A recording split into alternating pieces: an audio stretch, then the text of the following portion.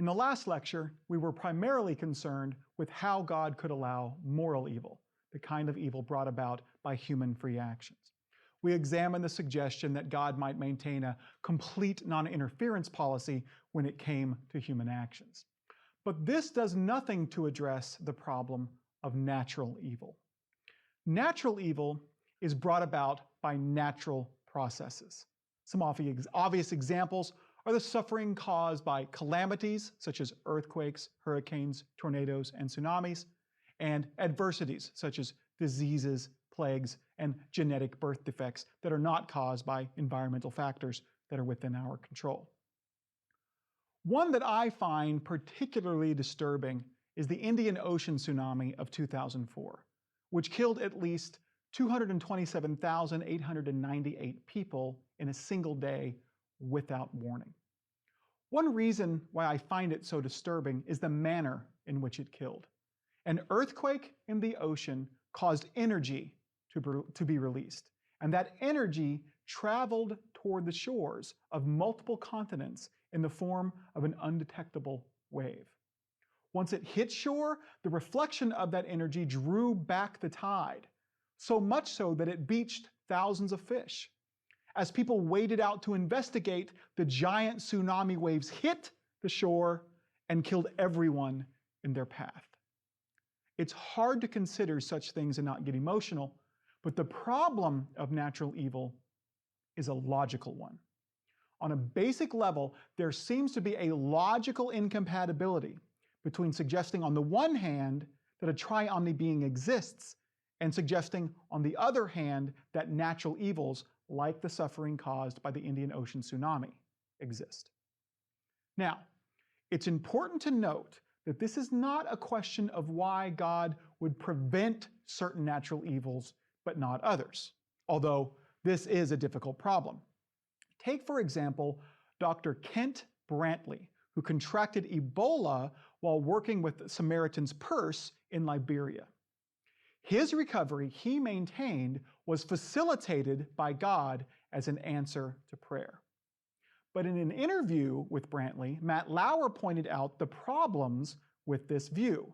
Lauer observed, quote, "Some people said he's saying his faith in God saved him, but is that in some way saying all those people in Liberia who died because of this virus didn't have the same faith in God, that he didn't spare them?" Now, to his credit, in the interview, Brantley maintained that there was nothing special about him and refused to say that his faith was stronger than others who had died. In fact, he maintained that God saved him by providing the medical treatments he received. But this doesn't answer the problem. It would be one thing to just remain agnostic about what God does and doesn't do, to say, maybe I was lucky, maybe it was God. But if you maintain that God can and does prevent some specific natural evils, then logically you are forced to reconcile that fact with the fact that he doesn't prevent others.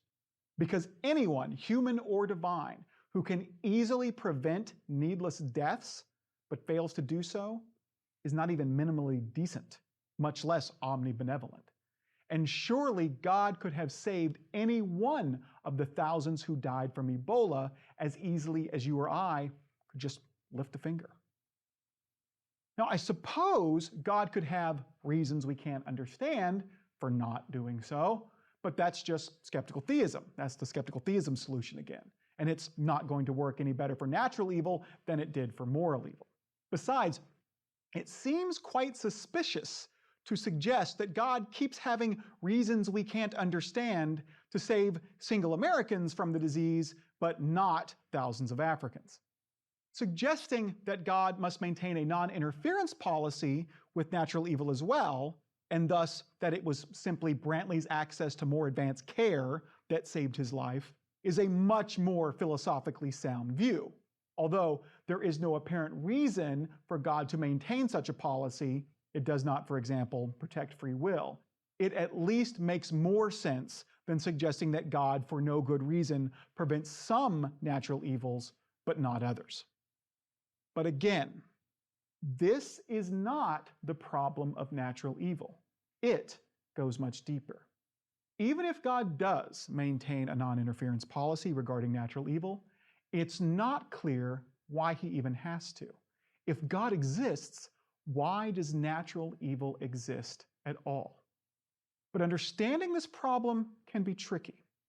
Contemporary philosopher Alvin Plantinga understands it this way. It seems it's not possible for both of these propositions to be true together at the same time. This is how Plantinga understands the problem.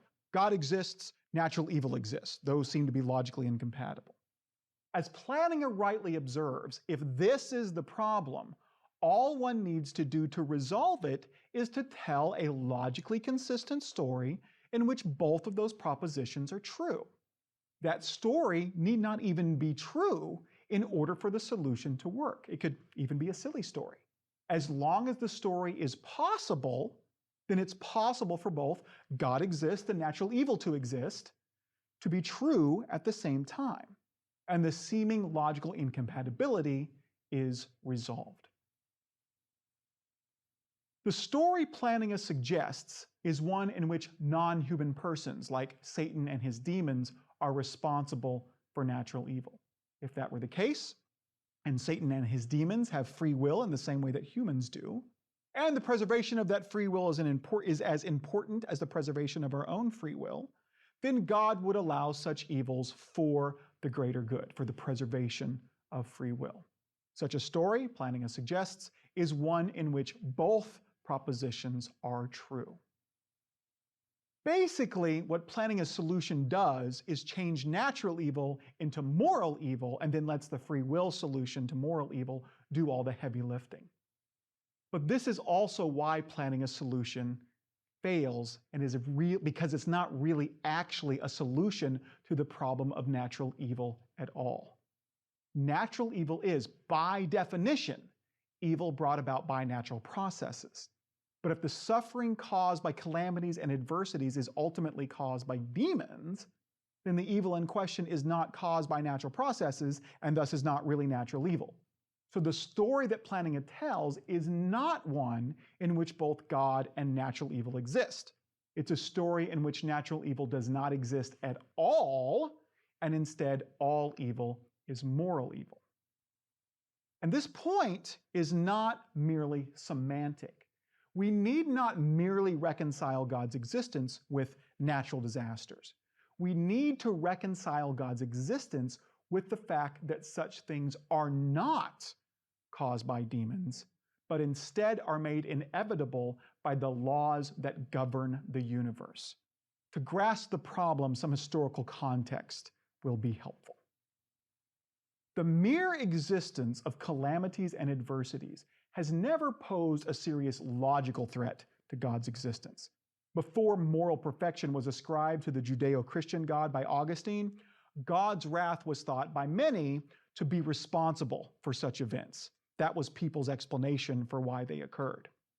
Once God was considered morally perfect, natural disasters were thought to be punishments for sin or somehow the result of Adam and Eve's disobedience in the Garden of Eden. And some people just chalk them up to demonic activity. So Plantinga's suggestion is nothing new. But things changed after the scientific revolution. One of the main motivating factors behind the scientific revolution was the assumption that the universe was governed by laws that we could discover. And the main reason the earliest scientists thought that the universe was like this was because they thought God made it that way. Inspired by distinctions made by medieval thinkers like Peter Lombard and Thomas Aquinas and Albertus Magnus, and later natural philosophers such as René Descartes, Samuel Clarke, John Herschel, and William Whewell, suggested that the laws of nature were the result of divine activity. In fact, as I learned from a conversation with historian Peter Harrison, for them, it wasn't merely a matter of God setting things up in a certain way. God didn't create the laws to govern the universe. God continually acts in the world, according to them, to make sure that it behaves in a consistent and orderly way. As Samuel Clarke put it, the orderliness of the world is merely the result of the arbitrary will and pleasure of God exerting itself and acting upon matter continually. And as we have already seen, today, scientifically minded theists believe that God instantiated laws and that it's the laws that govern the universe. But for those like Clarke, God is the laws of nature. But regardless, as our knowledge of the laws matured, scientists discovered that calamities such as hurricanes, earthquakes, diseases, and plagues were a necessary consequence of the working of those laws. The old explanations for such things were wrong. They're not caused by demons, God's wrath, or Adam and Eve's disobedience. After all, we'd also discovered that that story was a myth. Instead, they are caused by the laws, or more specifically, they are physically necessitated by the laws once certain conditions are met.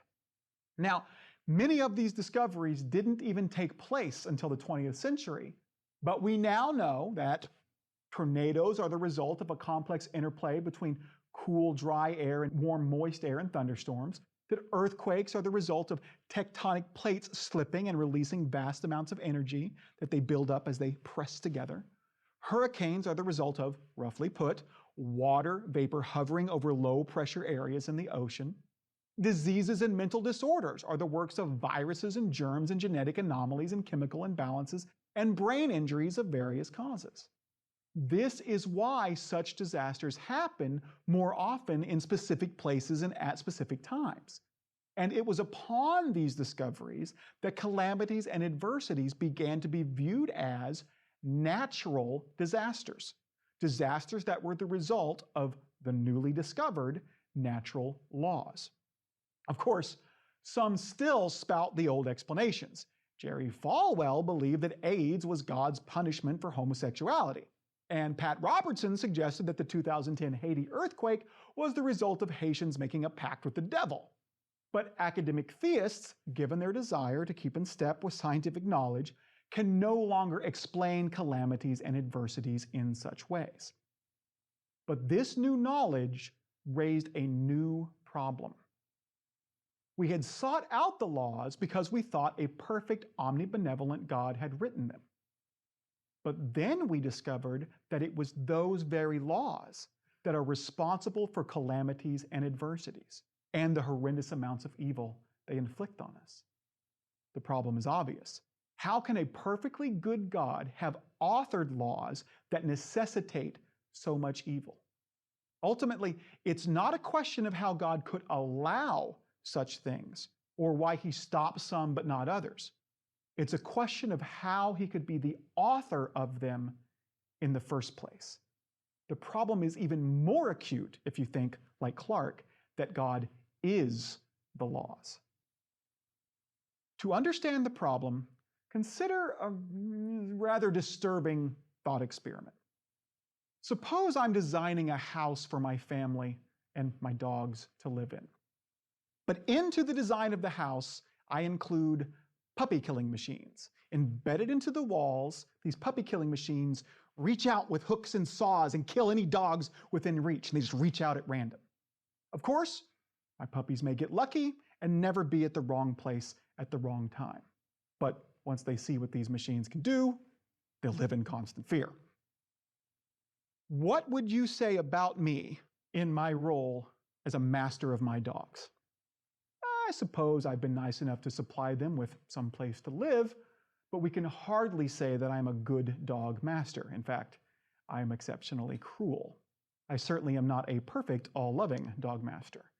If I were, I most definitely would have left the puppy-killing machines out of my house. Yet, this seems to be the exact kind of world that God, if he exists, has provided for us to live in. One that can randomly reach out and kill us without warning for no reason. It's packed full of human killing machines, tornadoes, earthquakes, hurricanes, tsunamis, diseases, and plagues. If some being did design this world or our universe for us to live in, it kind of seems that he's out to get us. At best, he's indifferent to our survival. In response to this problem, some might suggest that God couldn't have set up the universe in any other way. I mean, he had to set up the world in such a way that it was governed by some laws. A chaotic universe would be especially cruel to make people live in. But if the universe is governed by laws, it's inevitable that natural disasters will occur. It's not possible for God to have created the universe without making natural disasters inevitable. Something like that suggestion seems to be the main argument of Physics and Cosmology, Scientific Perspectives on the Problem of Natural Evil, which is edited by Nancy Murphy and others. But this argument is on very shaky ground. It's suggesting that something, that is, creating a universe governed by laws that do not produce natural disasters, is beyond God's ability to accomplish. But God is by definition all-powerful. There is no thing that he can't accomplish. Recall that only logically impossible things that really aren't things at all, like making a square circle, are really beyond God's power to make true. But there is a law-governed world without natural disasters. That's not logically impossible. It certainly doesn't take the form P and not P, as logically impossible statements do. It's not saying one and the same thing is both true and false. It's also not contradictory given the definitions of its words, like the phrase squared circle or married bachelor is. In fact, there is a good reason to conclude that that statement is logically consistent, a reason that is embedded right into the theology of all the Abrahamic religions. Both heaven and the Garden of Eden are law-governed worlds in which natural disasters do not occur. Of course, many Reformed or progressive believers and theologians do not believe such places actually exist. But no one I know of has ever argued that their existence is logically impossible. And while the problem of natural evil is not suggesting that God should have created a perfect world with no moral evil, or where we would never have to work or struggle to survive, like heaven or Eden, it is pointing out that if God were all-loving, he would have avoided creating a world filled with death traps, like hurricanes and diseases, given that he clearly could have done so. In fact, what does seem logically impossible is this: an all-perfect being embedded laws into the universe that necessitated evil in the form of horrendous suffering. More formally, we can express the logical problem of natural evil in this way. The following propositions seem to be logically incompatible. They cannot be true together. 1. God is omniscient, omnipotent, and wholly good. 2. God is the creator and designer of the universe, including the natural laws that govern it. And 3. Calamities and adversities such as hurricanes, earthquakes, diseases, and the evils they bring about are the product of the laws that govern our universe. 1 suggests that God is all good, but 2 and 3 together seem to entail that he is not, that he authored much of the evil of our world by authoring the laws that govern it. The problem of natural evil poses a serious threat to theistic belief, one that has not been addressed adequately by contemporary philosophers. This is largely, I believe, because of the assumption that Plantinga had solved the problem with his demons cause natural disaster story, when in fact that solution completely misunderstood the problem. But let's talk about other ways we might solve this problem. We might try to modify some of the solutions to the problem of moral evil to deal with natural evil. But when we look at it, it doesn't look like any of those attempts would be satisfactory. Obviously, as we've discussed, the free will solution won't work. We know that natural evil is not a result of free action. And it also doesn't seem that Hick's soul-making or Swinburne's evil provides opportunities for compassion solution will work either. So this is so for 3 reasons. First, such goods do not outweigh the natural evil that makes them possible. Yes, Doctors Without Borders exhibited great compassion in their response to the Haiti earthquake. But even they would agree that it would be better had their services never been needed. Second, we have far more natural evil than is necessary for soul-making and compassion. And third, natural evil is not even necessary for the existence of such goods. If God simply gave us free will, we would create more than enough evil on our own to provide us with ample opportunity for soul-making and compassion. We don't need God piling on with a bunch of natural disasters. It doesn't seem skeptical theism will work either. For one, it isn't mathematically sound. And suggesting that God has reasons to author natural disasters that we cannot detect would lead to moral agnosticism. If I can't know that the suffering caused by the 2004 Indian Ocean tsunami is evil, then I can't know anything is evil. Natural disasters are universally agreed to produce horrific evils. That is why we have developed methods for predicting storms and tornadoes and are working on developing methods for predicting earthquakes and tsunamis. Perhaps I can make the failure of these solutions clear with another thought experiment. This one's a little fun. Suppose that instead of discovering that natural disasters are made inevitable by the laws of nature, we discovered that they were actually caused by a Bond-type supergenius named Ord, with a giant disaster-causing machine. This machine alters the fabric of reality so that such natural disasters, are inevitable. If the machine were merely turned off, such things would no longer happen. Would we not think Ord horrendously evil? Would we not try to defeat him and shut his machine off? Or would we say, well, he's a super genius. For all we know, he has good reasons we can't comprehend for authoring such evils. So let's leave the machine on. Of course not. And if he gave us such reasons, if he told us it was really for our own good, that he was making the world a better place by providing opportunities for soul-making and compassion, would we take him seriously? Oh, why? Well, then go right ahead, sir. Please wipe out another Pacific Island nation. Of course not. We'd shut off the machine and lock Ord away under the classification of criminally insane. Now, that said, there is a way out of the problem, I believe, but it's not one that many will likely be happy with. It involves biting some bullets that many would prefer to leave unbitten. To explain it, let's consider another thought experiment. Suppose I know my neighbor Caleb really well, and I know him to be an exceptionally good person. I think him incapable of performing a morally heinous act. But suppose one day he is accused of the cold-blooded murder of a child, and the evidence against him is really compelling. What should I conclude? Well, there's a conflict here, no doubt about it. It's not possible to hold both that he can't perform a morally heinous act and that he killed a small child. But it is logically possible to maintain that Caleb both can't have committed the crime and that the evidence against him is compelling. Of course, because no matter how good the evidence is, it could be faulty.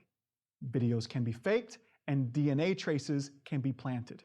Maybe I would seem to be desperately clinging to Caleb's virtuousness if I kept refusing to admit that he was guilty, no matter how good the evidence was. But at least in terms of pure deductive logic, I would not be forced to conclude that Caleb is guilty. I could always maintain that someone else did it. Well, the same is true regarding God and natural evil. It can still be true that the inevitability of natural evil is woven into the very fabric of our universe, and that God exists as long as God is not the one who did it. If someone or something else is responsible for the laws that govern our universe, then God is not guilty. If we look again at the problem, we can see how this is possible. Recall the three propositions. 1, God is omniscient, omnipotent, and wholly good. 2, God is the creator and designer of the universe, including the natural laws that govern it. 3, calamities and adversities such as earthquakes, hurricanes, and diseases, and the evils they bring about are the product of the laws that govern our universe. These three seem logically incompatible, but there is a story in which all three are true, and God is not responsible for the natural evil in our world and thus could still be morally perfect.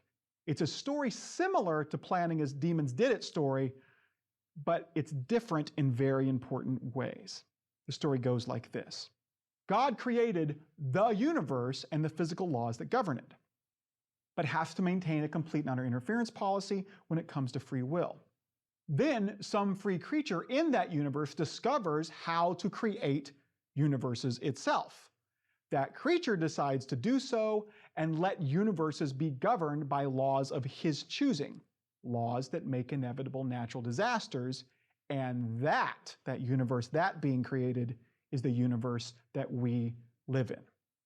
This is a story in which 1, God exists in his holy good, 2, where God created the universe, including its laws, and 3, the laws that govern our universe make inevitable natural disasters. In short, in this story, God can't be blamed for weaving natural disasters into the fabric of our universe because he didn't do it.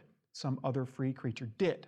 So, at least if free will is important enough for God to maintain a non-interference policy in the universe he did create, God is off the moral hook. So the good news is the logical incompatibility is resolved. It is possible for 1, 2, and 3 to be true together.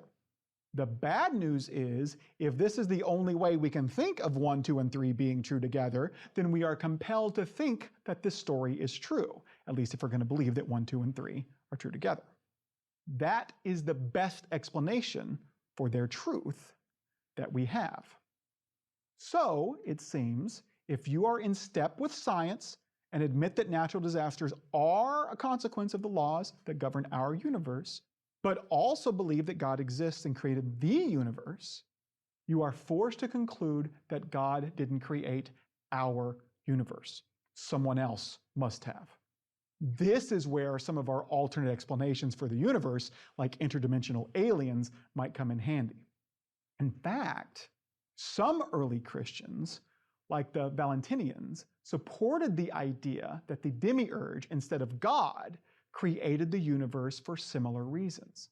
But that's not likely something one wants to be committed to believing.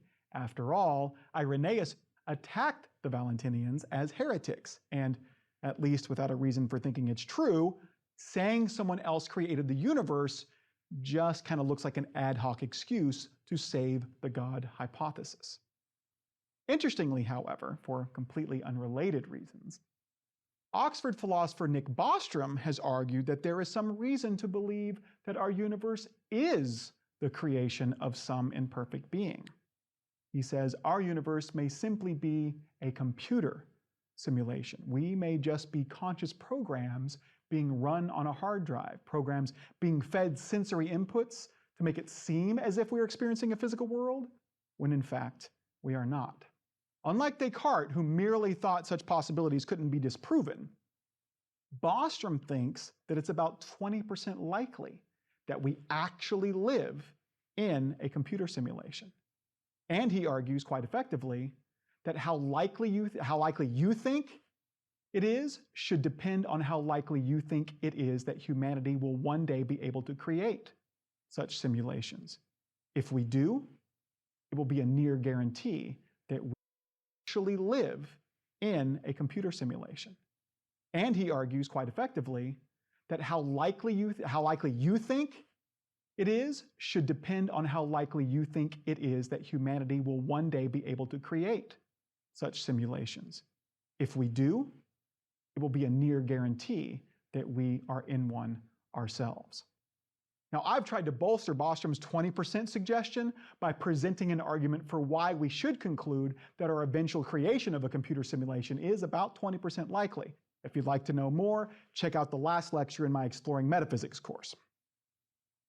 But in the meantime, since it is possible to maintain that God exists, and yet that someone else created our universe, and such a theory has been shown to at least be somewhat likely by respectable academics, the logical problem of natural evil need not be a death sentence to traditional theism. However, if the theist is not comfortable with believing, for example, that we live in a computer simulation, the problem of natural evil is problematic for theistic belief. In other words, if we assume that we don't live in a simulation or any other alternate universe, and that instead God is the designer and creator of our universe, then the problem seems inescapable. There does seem to be an irresolvable logical incompatibility between these four statements. God is omniscient, omnipotent, and omnibenevolent. God is the creator and designer of the physical universe, including the natural laws that govern it. Calamities and adversities such as earthquakes, hurricanes, diseases, and the evils they bring about are the product of the laws that govern our universe. And four, our universe is the physical universe. That is, our universe was created and designed by God. It doesn't seem those four things can be true together. There is no story in which these four statements are true. It is logically impossible for a perfect being to be the author of horrendous evils by embedding laws that make them inevitable into the universe he creates for conscious creatures to inhabit. But the theist still has one option. They can reject one of these premises. And it would seem that the most obvious choice would be premise one, the notion that God is omniscient, omnipotent, and omnibenevolent. After all, we've already seen reasons to think that the notion of a triomni being is logically incoherent itself. So maybe he's not triomni. Maybe control of the laws is beyond his power. He just has to work with what the universe gave him. Maybe he is not the creator of the universe at all, but merely oversees it. And since the traditional triomni definition of God is not the first one, abandoning it is not necessarily just an ad hoc excuse. One might even argue that it was a mistake for Augustine to have imported the idea of a perfect being from Plato in the first place. In the next lecture, we are going to explore yet another possibility, the possibility that God is not all-knowing, or at least that he doesn't know the future. Many have suggested that such foreknowledge is incompatible with free will, that it's not possible for God to know beforehand how you will choose if that choice is to be free. If he already knew what you were going to do and he can't be wrong, well then how could you do otherwise? How indeed?